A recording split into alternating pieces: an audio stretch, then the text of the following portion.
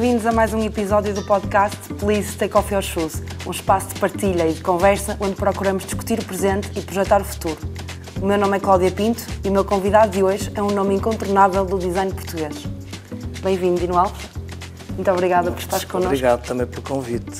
Dino, começamos esta rúbrica bem calçados e com um par simbólico para ti. Que história é que contam estes sapatos que nos trazes hoje? Estes sapatos são da última coleção, não, desta estação, que eu faço em parceria com uma marca portuguesa, que é a Rêve de Fló, e que tem corrido muito bem, porque eu faço sempre uma espécie de coleção cápsula e a ideia é que não sejam feitos só para o desfile. Eles depois comercializam essa coleção cápsula e tem corrido muito bem. E pronto, eu gosto sempre de pôr em diálogo vários universos e aqui eu coloquei, o sapato em si é um sapato delicado, feminino, com ar de festa, é quase uma Sabrina, e eu depois coloquei este elemento, que é um arnês, que vem muito de um universo mais dark, mais punk, mais motard, e portanto eu gosto sempre de contrapor estes elementos e acho que a coleção tem vários modelos sempre com esta ideia e acho que ficaram muito apelativos até.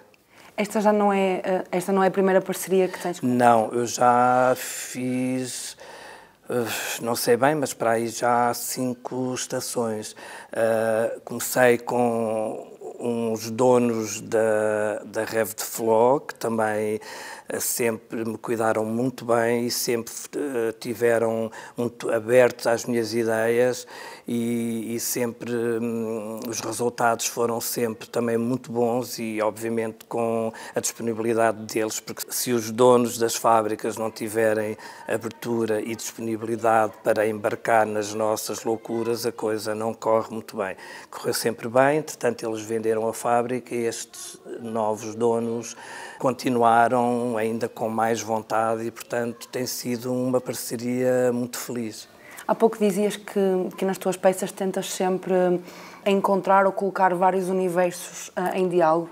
Isso é algo que é intrínseco a toda a tua carreira, a toda a tua obra. Que universos é que tentas sempre colocar em diálogo? Eu acho que isso faz parte um bocadinho do meu ADN.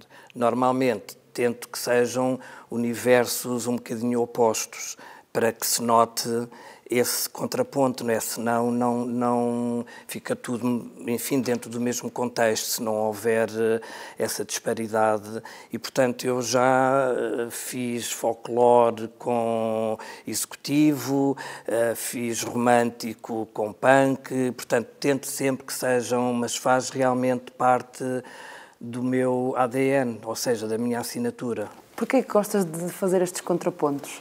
Eu sempre me habituei às pessoas acharem que eu tinha um ar muito angelical, muito seráfico e eu acho que sou um bocado punk.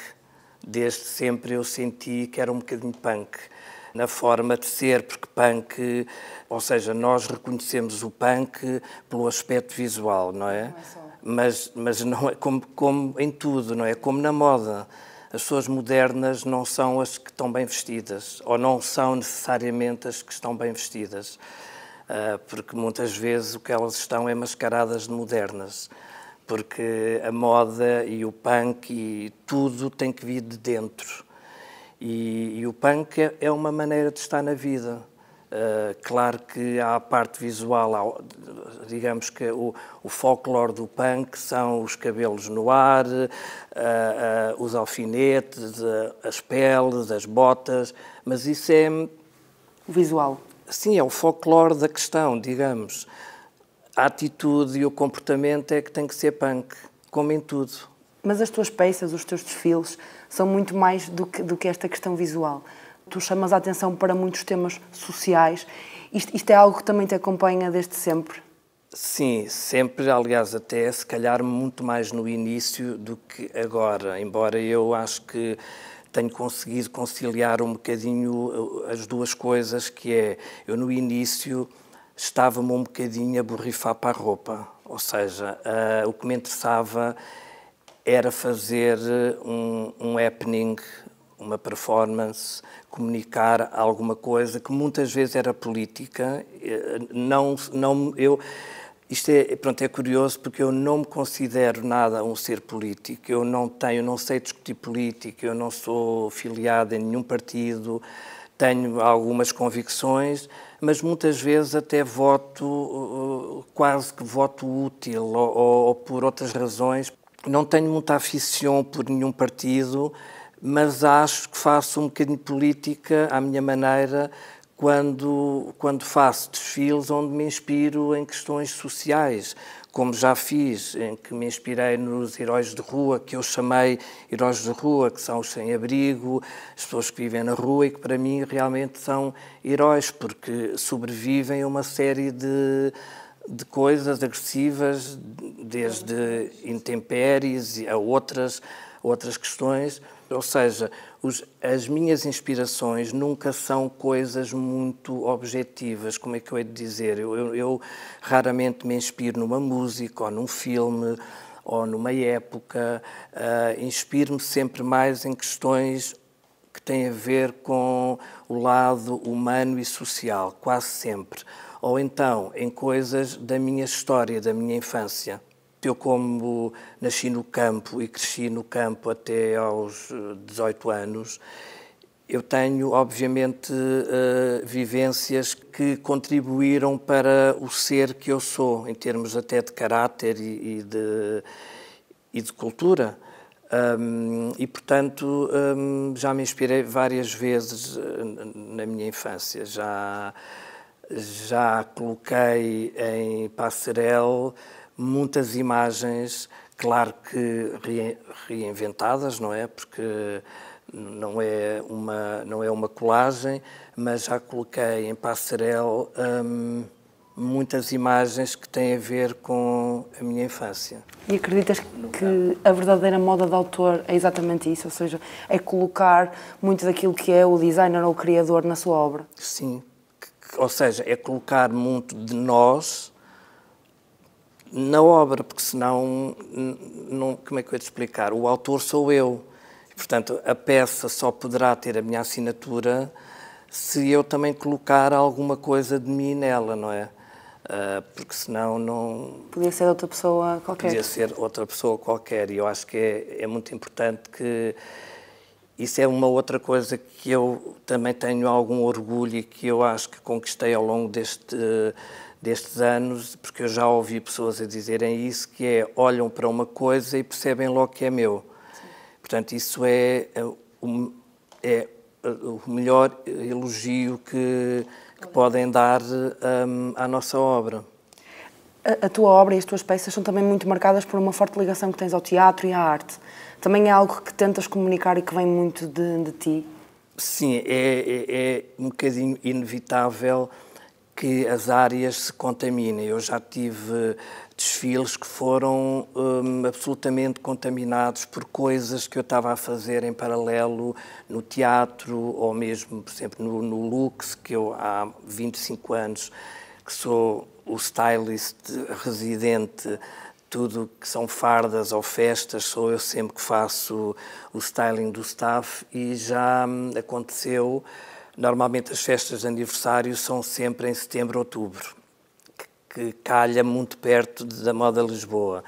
E já aconteceu imensas vezes eu acabar por contaminar o desfile com alguma coisa que estava a fazer para o Lux. Eu acho que é importante eu também dizer, porque tem a ver com estas questões que estamos a falar, que a minha formação é em pintura e, portanto, eu tenho uma visão um bocadinho mais artística de tudo aquilo que eu faço. Eu resisti até não poder mais à moda. Porquê? Porque eu, na altura, tinha um bocadinho a ideia que a moda era uma coisa um bocadinho mais fútil. E era, porque a moda também evoluiu ao longo destes anos e a moda não era vista como uma forma de expressão artística, nem se falava em moda de autor, falava-se em moda. E, portanto, eu, na altura, tinha a ideia que a moda era algo um bocadinho mais fútil e eu, naquela idade, 18, 19, a querer ser mais intelectual, mais erudito, achei que era melhor ir para a pintura, porque para mim era um bocadinho redutor a ideia de ser costureiro ou de ser estilista, que é uma expressão que eu ainda nem gosto muito, prefiro criador de moda do que estilista. E, portanto, eu, embora toda a gente à minha volta me dissesse que tu tens aqui para moda, tu tens aqui para moda, eu resisti. Até que as evidências eram tão fortes que eu não tive como... Eu, depois de estar já em Lisboa, eu comecei, porque a minha vida, o meu comportamento era muito em consonância com a moda. A minha atitude, porque moda, de facto, há muitos conceitos acerca do que é moda, mas para mim o que define um bocadinho mais é atitude, é comportamento. A moda é comportamento, ou deve ser a extensão de um comportamento. Em que sentido? Eu acho que moda não são saias, nem calças, nem vestidos, nem nada disso. Isso é a parte de fora, ou seja, isso deve ser a extensão do que nós somos cá dentro, do nosso comportamento em relação aos temas, em relação ao que se passa no mundo. Isso é que depois tem que ser o motor e só funciona. E por isso é que eu então, não sei se isto acontece com toda a gente, mas eu vejo imensa gente super vestida, super quitada, e para mim é um rótulo de parolo. Porque falta o interior? Porque falta o interior, porque a gente percebe que aquilo não... Ou seja, a pessoa quer dar tudo por fora e a gente vê que não tem muito pouco para dar.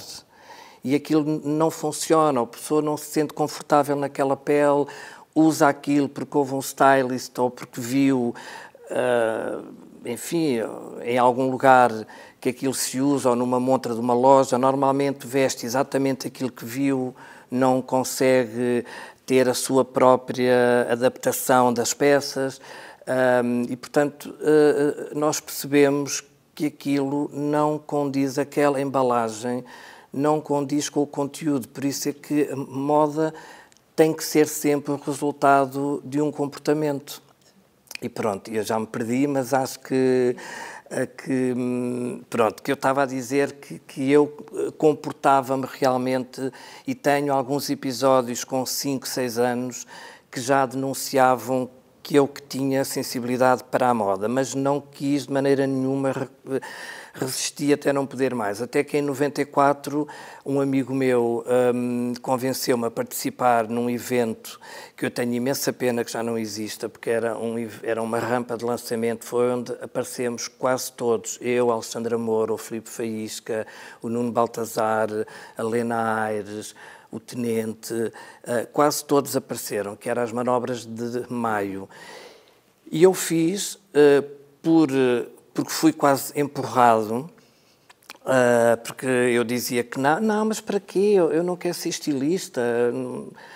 Mas é uma forma das pessoas verem o que tu fazes. E, de facto, bastou isso, essa vez, para as pessoas notarem e algumas pessoas da altura que eram importantes e continuam a ser, um deles o Manel Reis, que para mim foi o meu mentor, porque foi ele que depois viu aquilo, ele estava lá, viu e dali a uns tempos no bar dele pediu a alguém, se não me engano foi o Paulo Gomes. Eu normalmente tinha muito esta coisa eu punha-me sempre no lugar oposto de onde estavam as pessoas importantes, que eu tinha sempre um bocadinho o pavor de acharem que eu que estava a lamber botas, e então eu colocava-me sempre no sítio oposto. E foi o Paulo Gomes que me veio chamar porque o Manel Reis pediu para eu ser apresentado a ele. E pronto, e a partir daí ele começou-me a convidar para outros eventos, para fazer styling de algumas festas que ele fez, nomeadamente um fim de ano no convento do Beato, que foi um fim de ano icónico. E pronto, e a partir daí eu depois participei numas manobras de inverno, que era uma edição especial, onde já só convidaram 10, E convidaram-me a mim, portanto, eu comecei a achar, mas isto era só uma coisa pontual, como eu podia estar a fazer uma instalação vídeo ou uma performance noutra situação, noutro contexto. E pronto, e depois eu fiz esse desfile, também sempre com essa componente até muito mais performática do que agora, porque também há uma espécie de uma coragem nessa época, nessa altura. Porquê? Porque também somos um bocadinho mais inconscientes. E eu tenho muita pena, às vezes, olho para aquilo que faço hoje e que eu tento conciliar, porque eu também tive que... A dada altura eu cheguei ali a um impasse em que eu tinha porque nem era uma... As pessoas tiveram sempre muita dificuldade em me situar porque achavam que eu não era bem criador de moda, porque eu fazia muitas peças de upcycling há 28 anos, ainda a expressão upcycling não estava inventada. Sim. Era uma disciplina que não existia e que até era um bocadinho depreciada. E eu comecei a fazer moda assim. Por isso, hoje em dia, orgulho-me imenso de que o upcycling esteja a ter uma aceitação maior e tem que ser também, pronto, uma criação válida. E eu comecei assim. E, portanto, isto foi aqui um parênteses. A Ana Salazar estava sentada na plateia, esta edição foi num teatro. Eu também participava no espetáculo. O espetáculo chamava-se Não, e basicamente era eu a não deixar os manequins desfilarem. Mas à séria, tipo mesmo a puxá-los, a agarrá-los, caíamos. Eu fiquei uma semana em casa com dores no corpo em todo o lado, que eu não me conseguia mexer. Mas lembro-me de a ver sentada, super comovida, porque aquilo era de facto muito comovente, porque também tinha uma música de um espetáculo da Pina Bausch, que era uma espécie de uma marcha fúnebre, era assim uma coisa muito... E lembro-me de ver a Ana Salazar sentada, super comovida, e pronto, isto passou. Eu, na altura, estava na Cinemateca Portuguesa a trabalhar, onde estive 7 ou 8 anos. No dia a seguir, a Ana Salazar liga para a Cinemateca e eu pensei que era para falar com a minha chefa, com a subdiretora, porque eu era assistente dela, e como a Ana Salazar andavam ali em negociações porque inventaram uma coisa que era o Congresso da Imaginação, que depois não aconteceu, mas ela era a embaixadora. E, portanto, eu achei que era para falar com a minha chefe acerca disso. E eu disse, mas é para falar com a doutora Ana Costa Almeida, eu vou ver. Não, é mesmo consigo. E eu, comigo? Quer dizer, isto foi tudo super rápido. Ela era já o grande nome da moda portuguesa e, portanto, eu fiquei assim, tipo, o que é que me está a acontecer?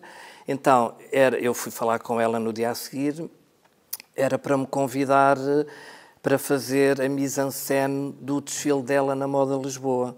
E pronto, eu fiz, acabei por fazer tudo, a parte de styling, maquilhagem, cabelos, banda sonora, tudo. E pelos vistos correu bem. Foi numa edição na Cordoaria Nacional e, pelos vistos, correu bem.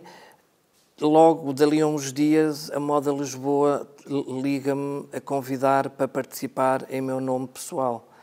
E pronto, e aceitaste? E a partir daí não tive como... Portanto, foi tudo muito rápido e realmente eu tentei resistir até não poder mais.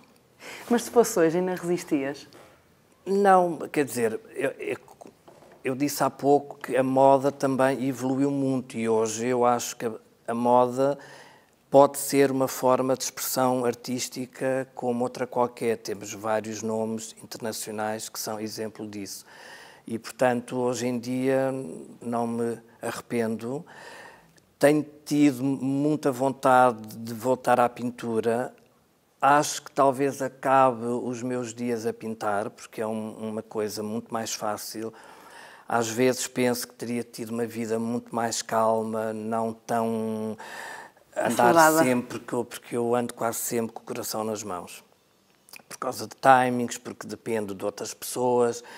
Na pintura, um artista plástico não depende tanto de outras pessoas, não é? Porque é uma coisa mais solitária, o investimento não é tanto, e depois, quando se tem algum nome e que se fazem obras com alguma escala, etc., eu conseguiria vender um quadro por muito mais dinheiro que eu alguma vez vendi uma peça de roupa. Sim. Portanto, já pensei muito nisso e acho que daqui a alguns anos, possivelmente, eu vou voltar. Eu já tenho voltado aos poucos. Tive muitos anos que não pintei, mas já tenho, enfim, já estou um bocadinho a voltar. E pronto, e se calhar vou acabar os meus dias a pintar novamente. Mas esse preconceito que falavas há pouco relacionado com a indústria da moda, acreditas que ainda existe ou já o ultrapassamos? Não, eu acho que já não existe. Pelo menos em relação a mim já não existe. Em relação ao senso comum, eu acho que a moda ainda é vista como alguma coisa elitista. Eu tenho alguns exemplos disso.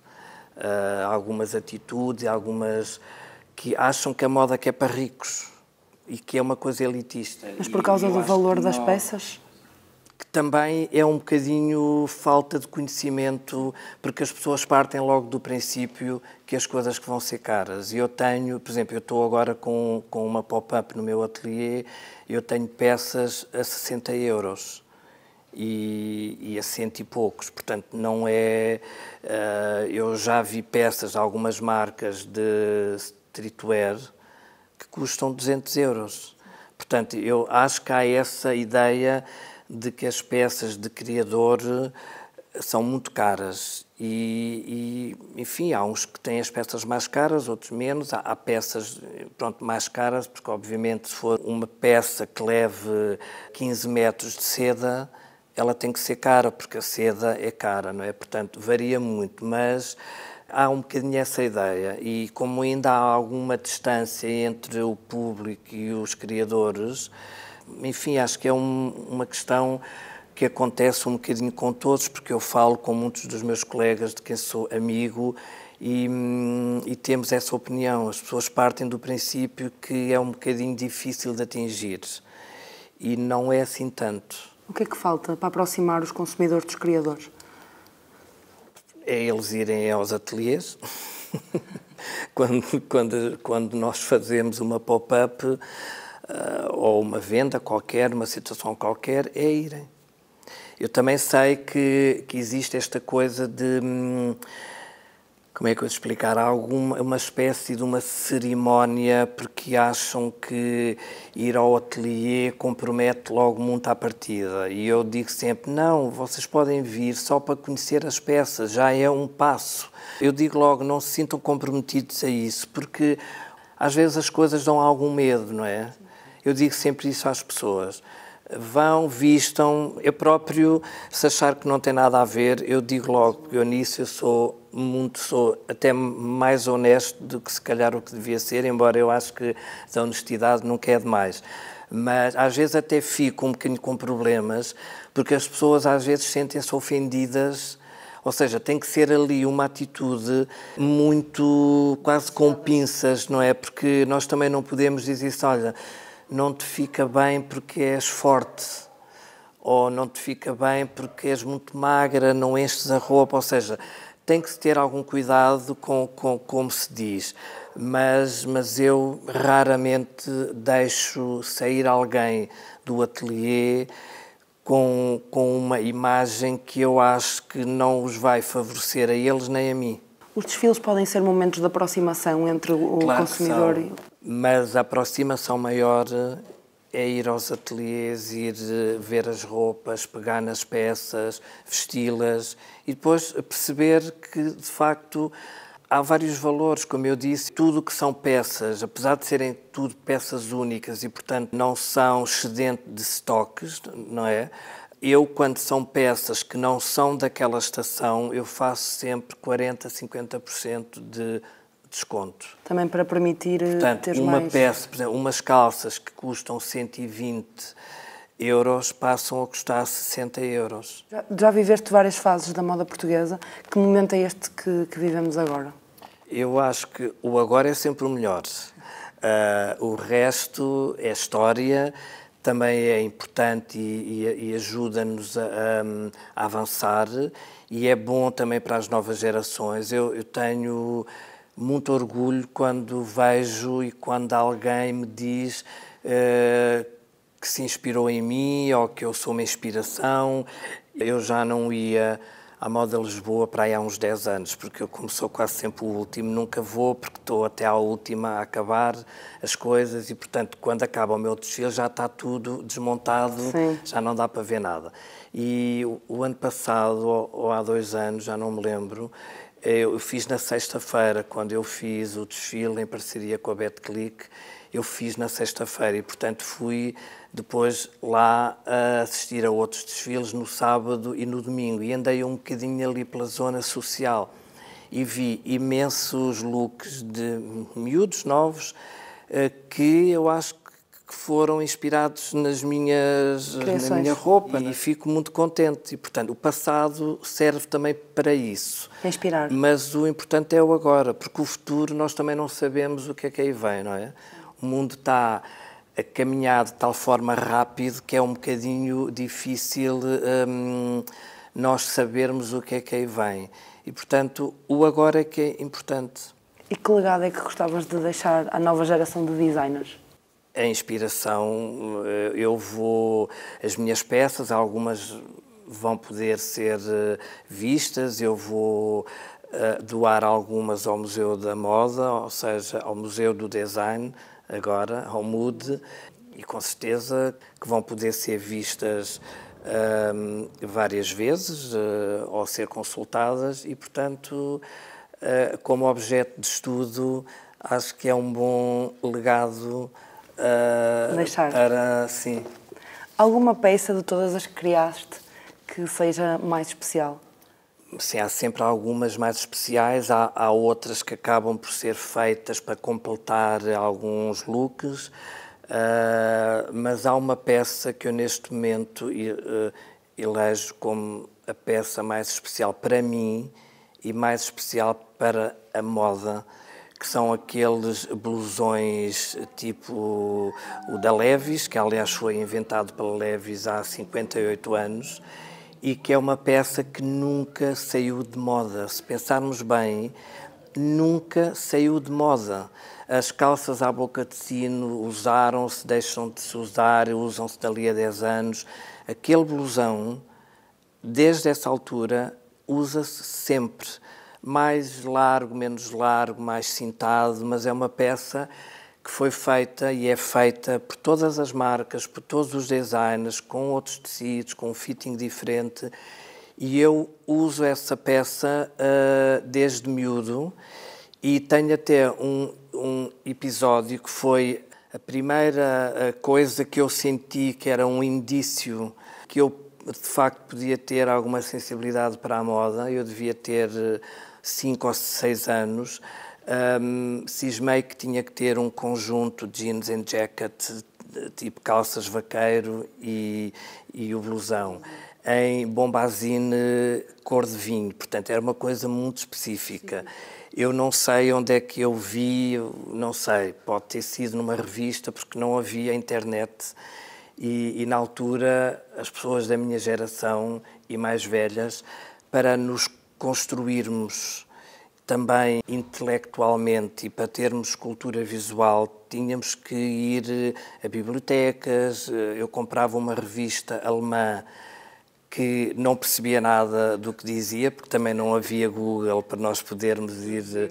E, portanto, só para ver as imagens e as fotos, para ver como é que os artistas se vestiam. Posso ter visto em alguma dessas fotos. Os meus pais, sobretudo a minha mãe, se calhar já tinha algum feeling que eu acatava imenso e tudo aquilo que eu dizia, ela, e então nós corremos a Coimbra, porque eu sou da Anadia, que fica exatamente a meio caminho entre Coimbra e Aveiro. Na altura também, como sabem, não havia muito prêt-à-porter, não é? Havia 2 ou 3 lojas boas, começavam depois a aparecer algumas assim mais moda, porque até então eram os armazéns que vendiam tecidos e também roupa, etc. E, portanto, tenho este episódio como se tivesse sido ontem. Corremos tudo o que era lojas em Coimbra, tudo que era lojas em Aveiro, em Águeda, que eram assim as cidades ali perto, e claro que não havia em lado nenhum, e eu pensei, pronto, já percebi que isto deve ser uma roupa de adultos, não há para miúdos. Até que, de repente, em Aveiro, eu vejo a empregada da loja ir a um armazém e vir pela loja fora com um cabide exatamente com o fato como eu idealizei. Eu achei que tinha sido milagre. Tive assim uma sensação, eu pensei, bem, o que eu idealizei está aqui. E pronto. E, portanto, esse casaco eu decidi há umas estações atrás que era uma peça que iria fazer parte do meu ADN e, portanto, tenho feito sempre com tecidos diferentes, com alguns elementos que eu acrescento, etc. Mas essa é a peça. Chave. E eu acho que uma pessoa com um casaco desses, umas jeans e uma t-shirt, está sempre bem vestida. Está sempre com estilo, está sempre moderna. Portanto, eu acho que é mesmo o grande fenómeno da moda. Também a ganga, não é? Porque também é um tecido que se usa sempre e, portanto, as duas coisas associadas para mim é assim o fenómeno da moda. Dino, se pudesses deixar este par de sapatos à porta do futuro, que legado é que gostavas que ele deixasse? Os sapatos à porta do futuro para caminharem sempre sem medo e livres, porque se não formos livres não somos criativos. Entre outras coisas, mas contextualizando, ser criativo é ser livre. Obrigada, Dino. Nada. Obrigada por nos acompanhar em mais um episódio do podcast Please Take Off Your Shoes. Até à próxima.